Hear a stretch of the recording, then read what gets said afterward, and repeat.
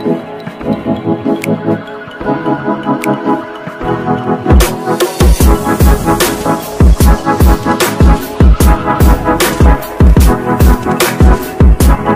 everybody! How are you guys? It's Friday today. It's Friday today and magluluto ako ng isa sa paborito ko na niluluto ng aking nanang Feli. Ito ay ang kakaiba niyang tortang talong. So, marami na tayong nakikitang versions nito, pero yung version niya, yun yung talagang gustong-gusto ko at lagi kong niluluto at nagustuhan na rin ni Daddy Moody. So today, napilit ko siyang kumain ng rice, kaya magtutortang talong tayo and pritong isda. Bumili kami sa supermarket and kakarating lang namin. Ngayon pa lang kami magla-lunch ng oras na 4:30 na ng hapon. So, let's go guys, start na natin. So, ito yung mga ingredients ng tortang talong guys. Ito rin yung usual na ginagawa ng iba, pero sa kanila yata, piprito na lang to, then itlog. So, yung sa kanya kakaiba kasi meron siyang minced garlic, isang onion, mga dalawa nito, dalawang tomato, 3 eggs, and tatlong inihaw na talong. But since wala kaming pang-ihaw, kaya in-oven ko siya ng 20 minutes. So, start na natin yung pagluto.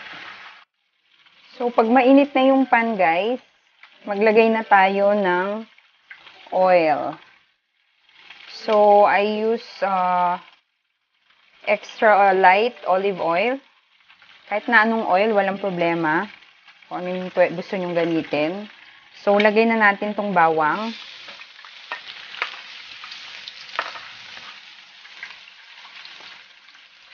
Yung sibuyas.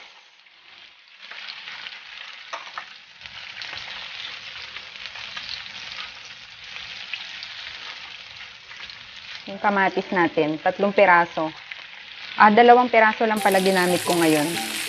Kasi 3 lang naman yung talong na gagamitin natin na maliliit.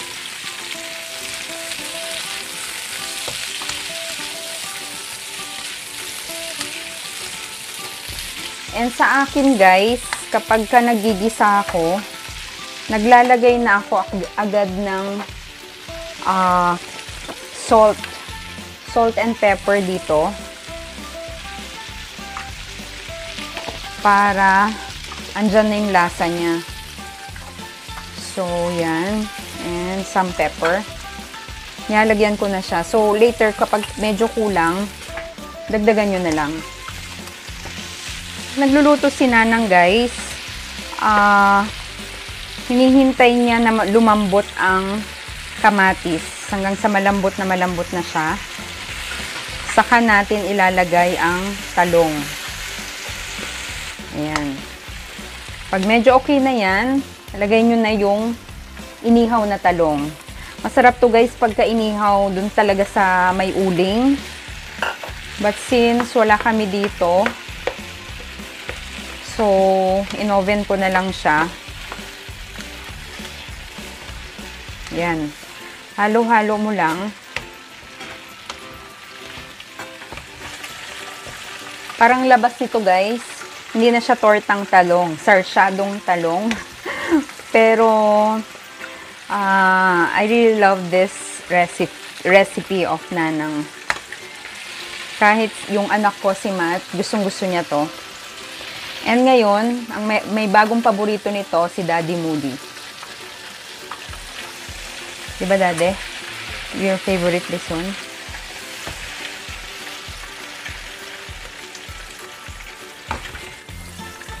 So, 3 talong. So, naglagay lang ako ng 3 itlog. So, lightly beaten lang siya.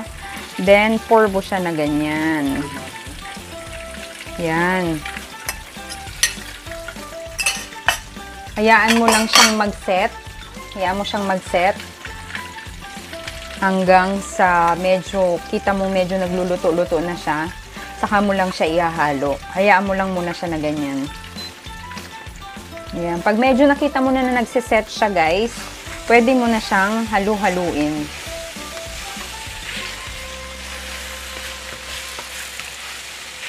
Pag gusto nyo ng mas maraming itlog, okay lang din.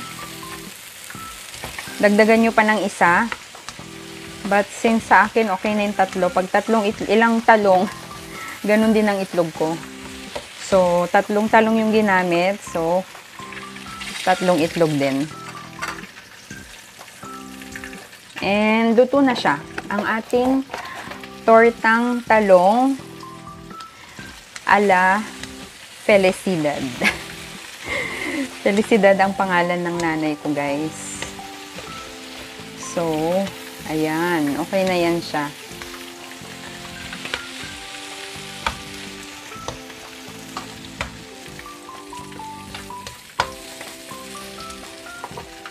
Luto na siya, guys. Ito na. And since meron kaming leftover rice, ayan, leftover rice kahapon, ilalahok ko na siya dito. Para fried rice na rin siya. 'Di ba? Parang fried rice na din.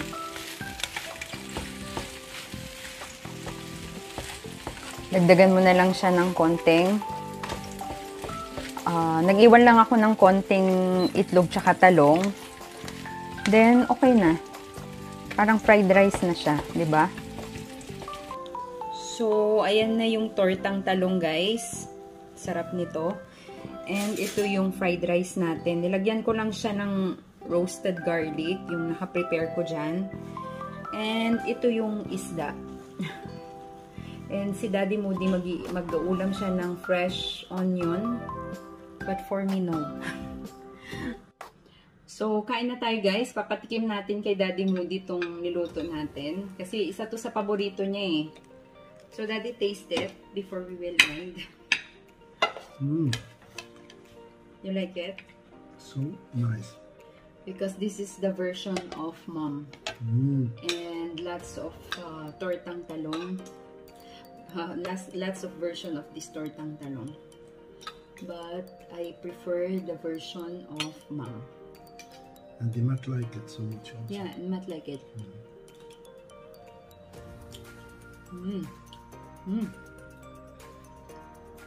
Sana matry nyo to, guys. And for sure magugustuhan nyo.